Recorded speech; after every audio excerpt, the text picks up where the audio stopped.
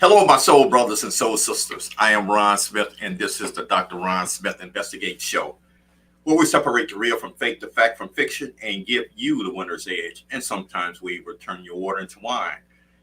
This is season 2 and episode 13. We're calling this Get Your Money Right, and I'm probably going to be talking about this for the next couple of weeks. This is the last week in April. We know that April was the financial Get Your Money Right. Well, I'm calling that, but it actually was Financial Literacy Month. But one of the things as I've been doing my research, the thing about it is that we are living in a capitalistic democracy. And it's, only recently that I really got the understanding of what that really means. And even though, we studied world history, we studied, geography, we studied all this stuff, and no one really shared with us how this country, what the real impetus, what this country was really built on. And I understand that basically it was the free trade capitalist system, and basically, even though the Native Americans was here, you had, people from Europe, especially Great Britain, all these explorers coming in here, exploiting the resources that we had in this land from the Native Americans. And they left Europe to build a different type of government, which was almost like the free enterprise system. And you have all these people who set up this whole program. And the reason to me, and this is just my personal opinion, the slave trade was really not about a racism type situation. It was more about building wealth. And the fastest way that you could build wealth is actually free labor.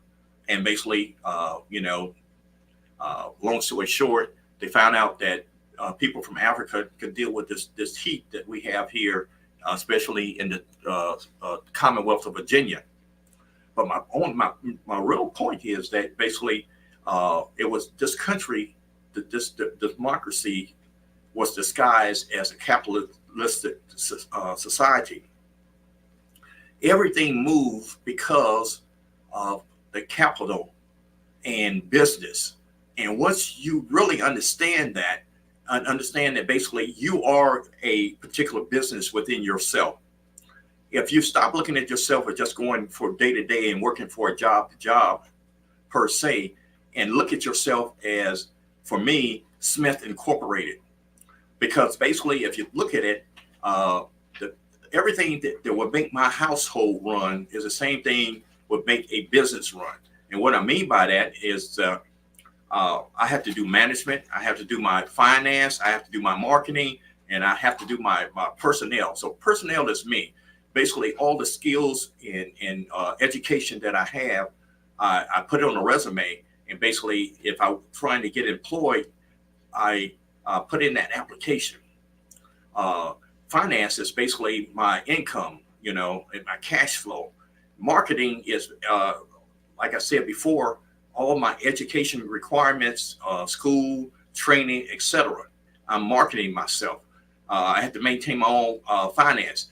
I have to make sure that I am the, one of one. So that's a personnel. And I am trading my time for, residuals. What I need to do is make sure that the time that I'm serving will serve me long before after I put in those hours of work. So once I understand that concept, and once I can share that concept with you, you will view yourself differently and understand that basically you have something to bring into the marketplace. This whole podcast was built around the conversations I wish I had.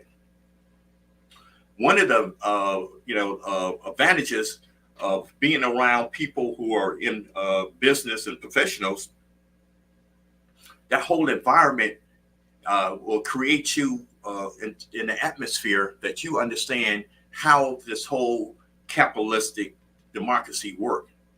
And that's what I really want to share with you in the introduction, is that we have to look at ourselves totally different in order to be able to maximize what we're doing here and creating a value for ourselves. The first acronym that I want to use is SMART, and I used this many times before. Being specific, measurable, achievable, realistic, and time bound when you actually have a written financial plan.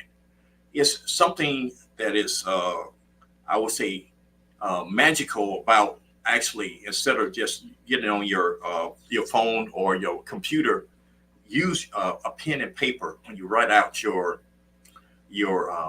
budget. You actually, it's almost like you're in tune to what you are actually doing, and it's not mechanical. And next thing is actually understanding what your cash flow in, cash flow out. That is the lifeblood of your finances right there. And then basically your written plan should have something of your investment, which means that basically you are creating a mechanism while you're asleep that basically you are getting residual income or passive income. Those are the things that basically is going to fuel you to actually continue what you're doing. I feel that most people get frustrated, especially with this, shrinkflation, the way the economy is going, and the interest rate, et cetera, is because you don't see yourself moving forward. The only way that you're going to see yourself moving forward is basically that you're participating in Me Incorporated and how that you fit into the big picture of that. Next thing is, I'm going to talk about investing, and it could be investing in other companies, investing in stocks, investing in bonds, et cetera, et cetera. But the major investment you should be making in investing in yourself and your financial literacy. You know, two of the books that I just written down right offhand, I probably have over 50 books about finance that I've been reading over the last 10 years. Think and Grow Rich was one of the classics. And what I really like is a book by Dennis Kimbrough. It said Think and Grow Rich, a Black Choice, that really resonated with me even before the Think and Grow Rich. And the next book, and I'm gonna call it's Rich Dad, Poor Dad. Those two books actually should be in your collection. And if you don't have it, get them. And as we go forward, I will be recommending some other books that for your financial literacy repertoire. So basically, you can start building your foundation. And those are the things that you should invest in yourself, because when you can see yourself moving forward, you'll be excited about your future.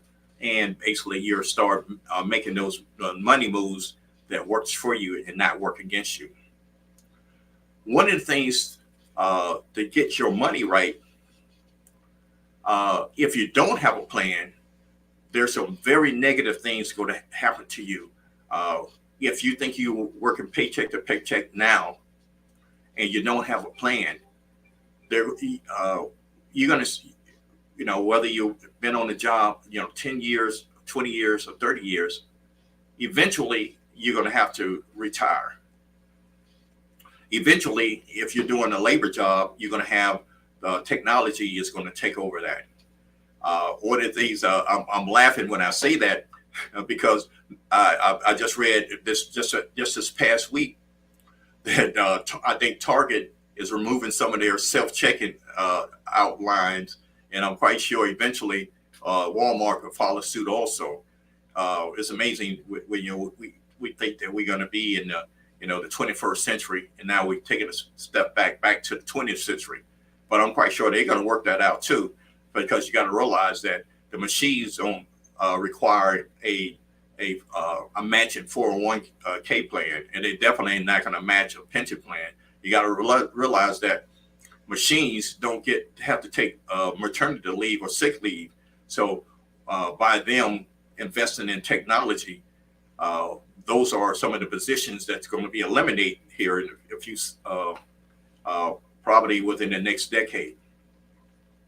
But you must think about the time that you're not going to be working your 9 to 5 or et cetera, et cetera. So you have to plan for your retirement. It will come. It will be a day that basically you're going to see just like everybody else. They're going to have this luncheon. They're going to have the people give you a box, put all your stuff in at your desk. And after the luncheon, they're going to escort you out. And basically, they're going to change the combination on the door, or basically your key card is not going to work anymore. That day is coming. So let's plan for that. The next thing I want to talk about is that people who don't have no will or trust. I'm going to do a show, and maybe the next week, about the heartbreak and the anguish and the infighting that people who die, which mean intestate, without a will, and the people who quote are the beneficiary as what's left. And it's amazing how sibling rivalry it knocks up to on a scale from 1 to 10, it notches up to like a 50 on steroids over splitting up the assets. It's a really horror show. So make sure at minimum you have a will. I recommend that you basically, if you have a home, make sure you put that home in a trust. It's worth the extra time and money, and basically, I think I did show on trust, the benefits of the trust. But I'll share that with you right quick. It's basically a will. You have to go to probate, which means basically you have to go before a judge, and basically he assign a executor, or an executor meet with the trustees of that trust, and all the debts are satisfied, and then basically all the bills, et cetera, funeral expense, all that kind of stuff. If it's not any, insurance is mostly take care of that. So those are the things that you need to look out for. But a trust is not public record, and the benefit is that basically your beneficiaries do not have to pay the capital gain tax on that. It goes straight to your beneficiary. And if you had a medical power of attorney or a power of attorney for your bank accounts, that money goes directly to the beneficiary of that, or to your trustees that you're assigned to that. And it doesn't hang up in probate court. And what if a will takes at least 3 to 4 to 6 weeks, and might take years to, especially if it's contested, to be reconciled. The next thing I want to talk about is long-term care. As you're going to retire, you're also going to age. And what you want to do is that basically when you are no longer be able to, let's say if you've got a two-story house, and basically, let's say you're in your late 70s, 80s, 90s, you can't navigate it like where you did it before. So basically, what you're going to need to do is maybe get into a assisted living facility, or even a senior facility. And sometimes I've heard some of the wild stories of what happened in the seniors party just as much as the young people. But that's another story for another time.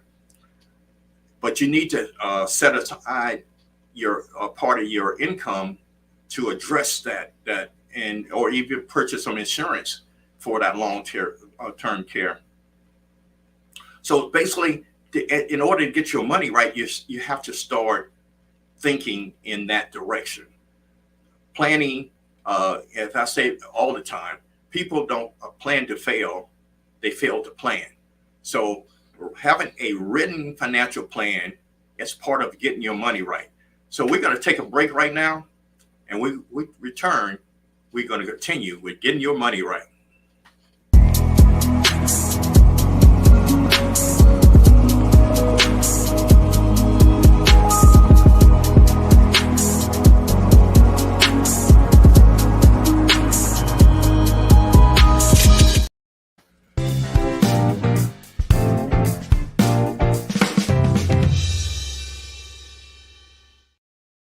Hey, my soul brothers and soul sisters, do not forget to like, share, and subscribe my show. And it's at SKST Radio Productions. And welcome back. We're talking about getting your money right. And like I said before at the top of the show, we're probably going to be talking about this for a couple of weeks now. And I got some special guests in mind coming up, and we're going to have some fun with that. Because, as I said before, nobody really explained to me that we live in a democratic, capitalistic society. And what I mean by that, basically, it's almost like one of my favorite rap songs is Cream. Cash rules everything around me. Dollar bills, y'all. I know y'all remember that song, but it's really true. Everything that we live, move, and breathe costs money, and the emphasis should be understanding what financial literacy is to each individual. One of the things that when I get on my soapbox. I'm an active member of my church, and one of the things, the lifeblood of the church, is actually giving tithes. But one of the things I always propose to, when I get around my fellow theologians, I say, you always ask your people to give 10%. My premise is but we should be educating people what they should do with the 90% that's left over. The part that basically, to me, where the money, the rubber meets the road, because if I can get my 90% right, there would be no emphasis. There won't be no problem for me to give it my 10%. So we should have financial education. And I only mention that for the simple fact, there is no other environment that we're going to get this education in. They're not actually, they're trying to say that we're going to start having financial, fundamental financial education in schools, but you would think, since we are living in this society, it would be one of the after reading and writing, it should be actually financial literacy, because that's the world that we live in. We can't get around it. Whether it doesn't matter what class you're in, rich, poor, middle class, you will actually have to spend money, and you have to understand what is taxes. You have to understand what is debt, and those things has to be done fundamentally, and we should be able to grow into that. So we have to create that financial literacy environment, which leads me to what do that mean to basically individual. I always talk about the 5 fundamental basic things that everybody should do. And in order to actually have a asset or in a liability, you have to understand, how do you earn or you create your cash flow. One of the things that it was a big impetus of everybody need to go to college. And for the last 30 or 40 years, that within itself is a multi-billion dollar industry, which means that basically before you even finish your education, you're in debt. So my only question is that this is a rhetorical one, because I already know the answer. Who benefit from you being in debt? Who benefit from a college educated person with 4 years with no job, with a, let's say, $50,000 debt, $100,000 debt, $500,000 debt? Who benefit from that? Then you understand why the education system is what it is. If you hear it from me, I'd like you to, send me a text. I might tell you who that is. So basically, whether you get a Bachelor of Arts and it's graduation season coming up just before Mother's Day, or Bachelor of Science, or a junior college degree, or a trade school degree, you have to be able to earn and create money to hopefully that education and your career choice, you would get a return on your investment. And I've talked about the that in last season also. So once you do make that choice, and basically you decide that basically you want to be a dentist, which I think it would be a great career choice, and it's worth the investment that you are entering into, because the return on investment for that career will be beneficial to you. So now we have to understand, number two, how you manage that.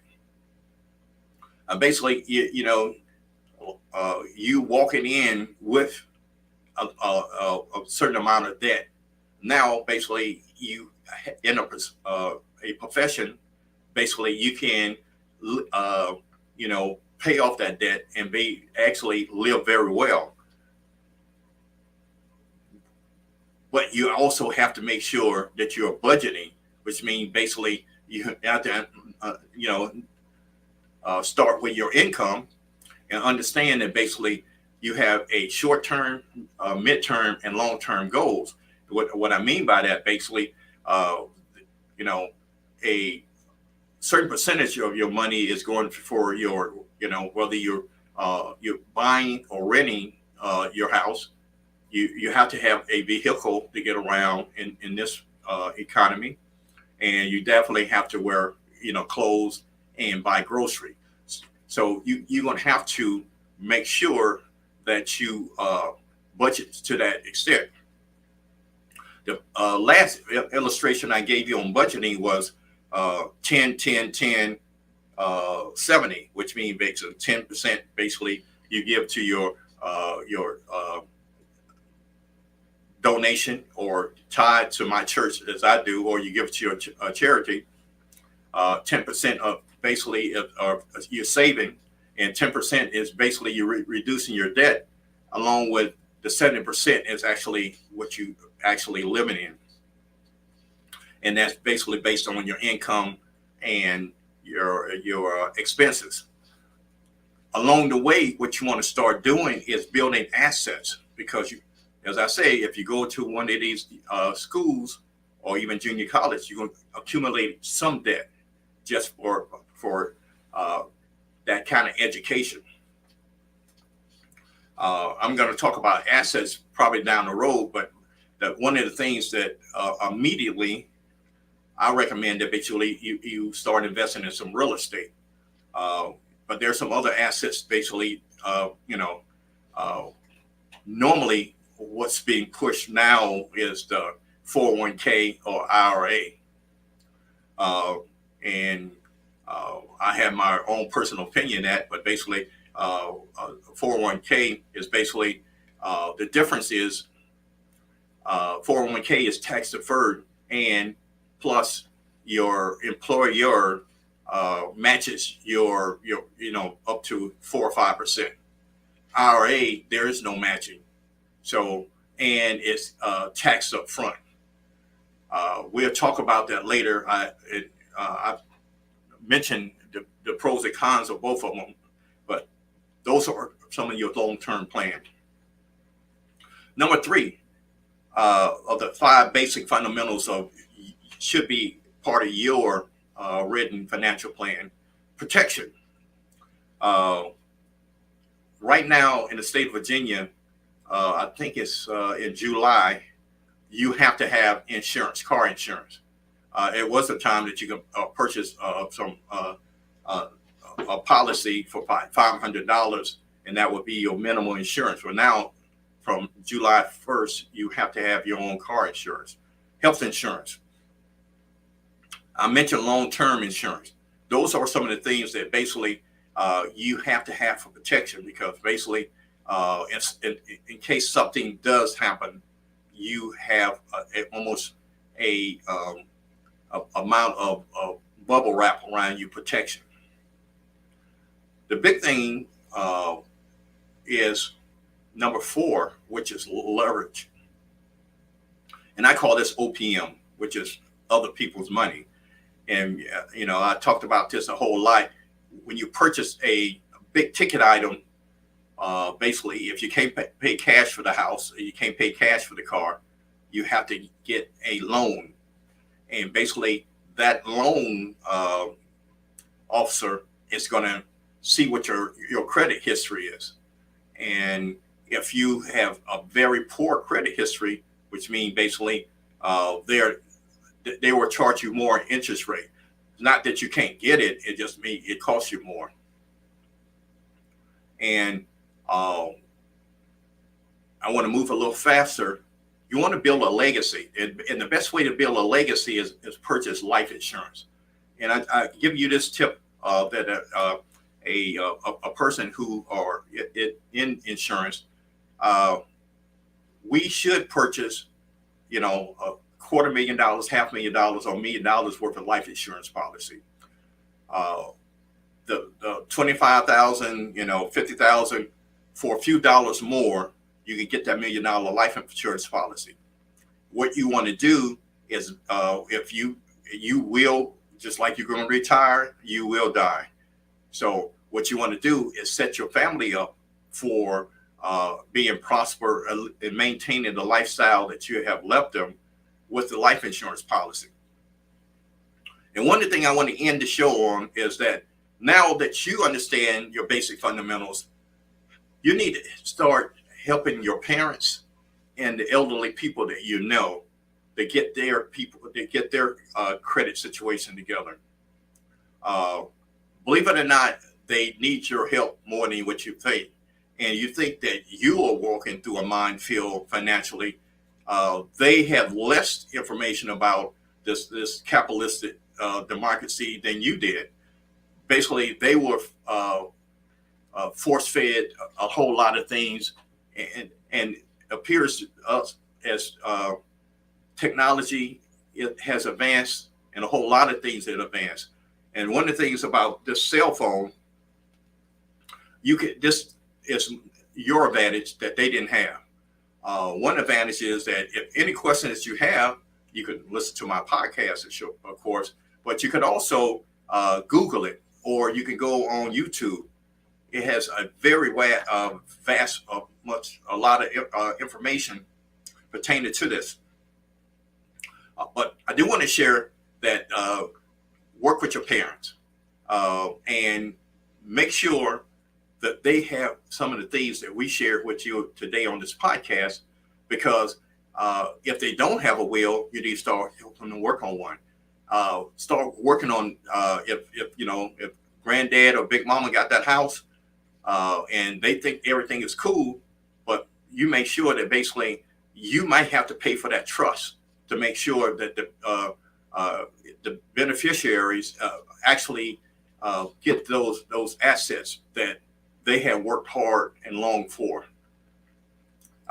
And they are a target for identity theft. So basically, you can help them in that area also. But you need to be in communication with them, and you need to make sure that basically you can help them walk through this thing also. And help them get a copy of their credit report. This piece of information I just found out this week, all 3 credit unions will give you a weekly free credit report. We're talking about Equifax, TransUnion, and Experian. And you can also make sure you get your own too. So get your money right and help your parents or some elderly relatives, or even the elderly people that worship with you on Sundays. Help them get their money right. My time is up, and I thank you for yours. See you next time.